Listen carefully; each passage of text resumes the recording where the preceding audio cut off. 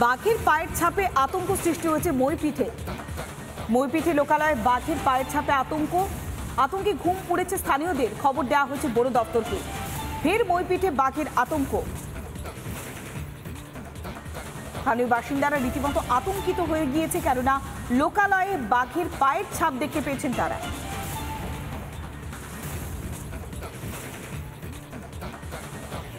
গোয়েন্দারঘাট কিশোরী Monpur first ভোরে এখানে বাঘ পেরিয়েছে, দুটি বাঘ।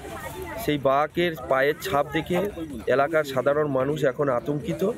প্রচুর মানুষ আজকে বিশেষ করে মইপিঠ গঙ্গার ঘাটে তারা এসছে, স্থানীয় লোকজন যাতে এবং আমরা স্থানীয় প্রশাসন এবং সাথে সাথে ফরেস্ট ডিপার্টমেন্টকে আমরা জানিয়েছি, তারাও আসছে দ্রুত যাতে এই বাঘটা এই স্থানীয় লোকালয় যেহেতু প্রবেশ করেছে লোকালয় জঙ্গলে, তাই মানুষ এখন আতঙ্কিত।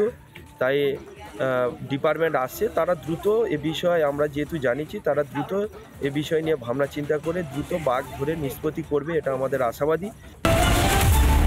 হাওড়ার ডোমজুড়ে বিধ্বংসী আগুন, দড়ির গোডাউনে ভয়াবহ আগুন। সকাল ঠিক 10:30 নাগাদ গুদামে আগুন লাগে। ঘটনাস্থলে যায় দমকলের দুটি ইঞ্জিন। যুদ্ধকালীন তৎপরতায় চলছে আগুন নেভানোর কাজ।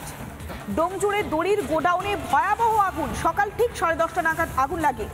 ঘটনাস্থলে যায় দমকলের দুটি ইঞ্জিন। যুদ্ধকালীন তৎপরতায় চলছে আগুন নেভানোর কাজ।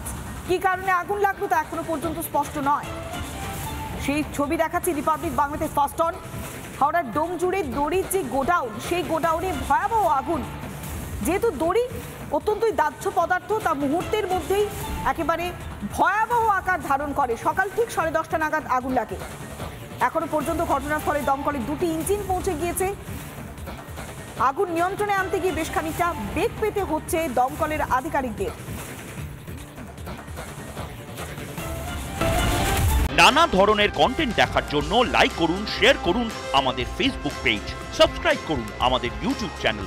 পাশাপাশি অন্যান্য ব্রেকিং নিউজের জন্য অবশ্যই চোখ রাখুন রিপাবলিক বাংলায়।